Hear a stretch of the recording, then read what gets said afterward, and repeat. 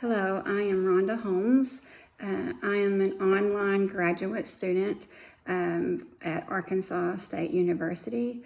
I am going to explain to you in this video a lesson that I designed to help a student to understand better about number sense. This class is for the severe and profound for Dr. Neal.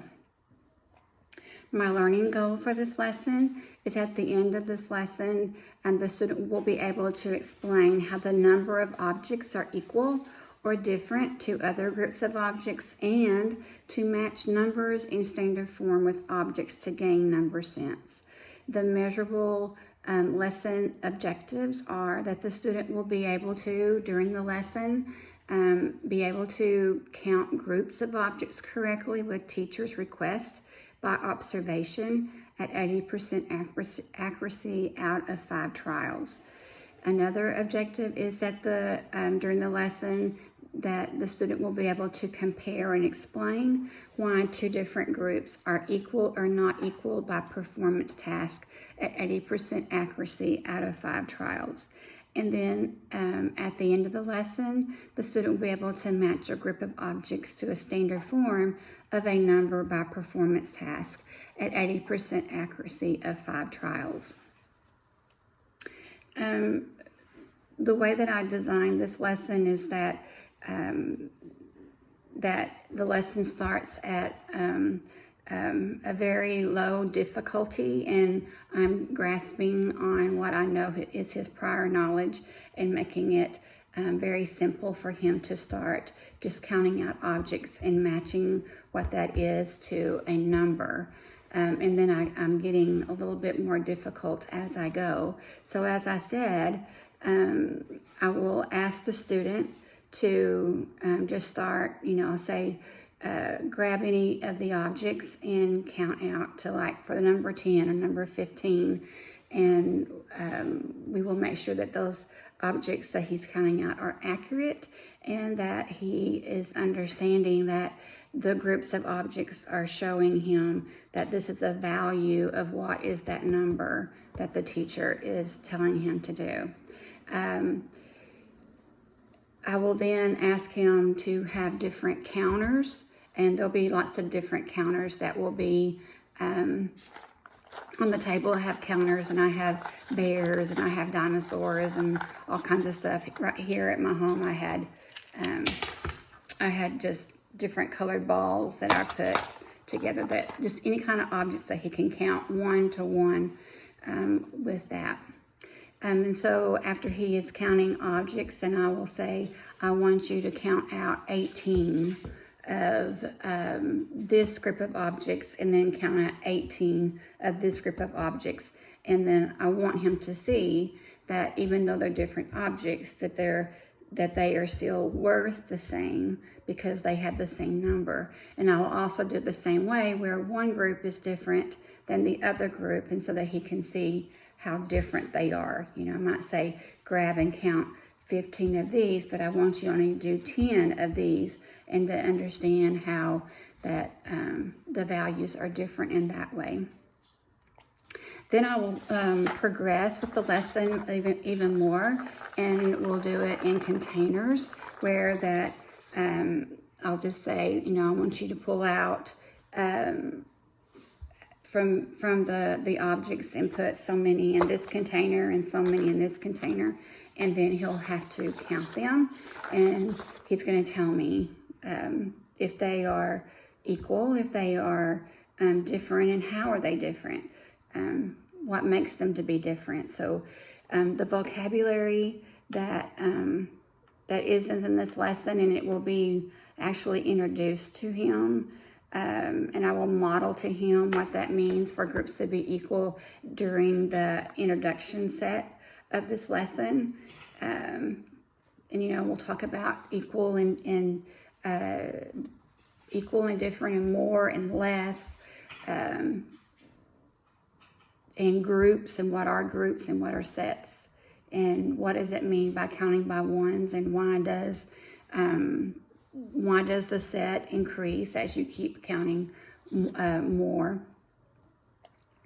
So, and then the next progression of the lesson will be where he will have index cards, and he'll have a number written on them, and he has to count out the objects to match that number. So now we're going to compare the value of something with a with print that's in standard form. So we're going a little bit higher because now we're looking at print. There are, all throughout my lesson, will be times that we'll be doing some formative assessments. Like I will ask him, just count out objects, count out 15, count out 27, and did he count them out correctly? Yes or no, very simple. And there'll be 5 of those, but I will also give him lots of opportunities to show that he is confident in that before I do assess him. And then the next one was comparing the 2 groups. So it could be the ones in containers, or it could just be that we're making 2 different piles on the table.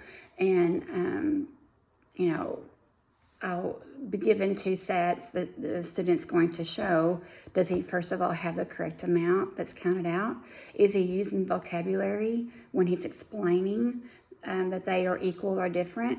Is he talking about the groups are less or more or equal to each other? And so we'll do 5 trials of that. And then the last formal assessment will be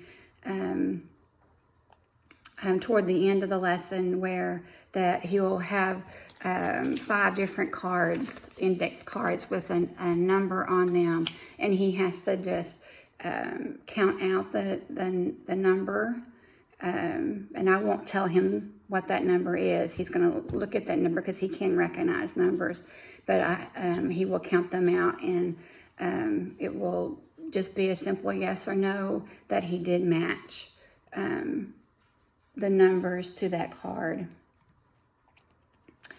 The impact of the learning is that I want to help him to gain more of the number sense, because just knowing rote memory and knowing how to count 1, 2, 3, 4, 5, 6 isn't enough to understand what the value and the worth of that number is. And we know that every number has its own worth and value.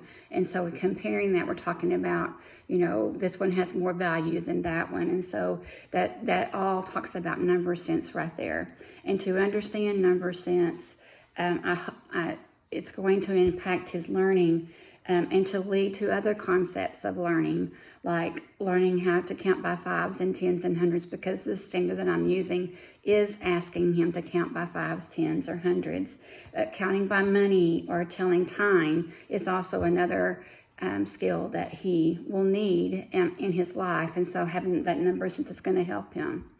Thoughts for the future that I'm going to be looking at after this lesson is over is that I'm going to be looking, how did the student perform, and what things did he struggle with, and I had to give him extra supports and kept repeating or going over things. And what was his strengths about this lesson? What did he grab really quickly? What kind of things I'm going to be looking for in future lessons did he take from this lesson and apply it to the future lessons? And how is he applying that? Does he need interventions? Do I need to correct any misconceptions that he may have before continuing? And also knowing these things and looking at the data is going to help me to create those lessons in the future and to better help him to build the number sense. And so my future thoughts is that I know I will be giving him more lessons in the future to help him build with number sense, and add other activities to help him to become stronger. And each lesson, I'm wanting to see that he is taking what he has learned from each activity and he's applying it, and being able to take that number sense and gain it to other things. So thank you very much for your time.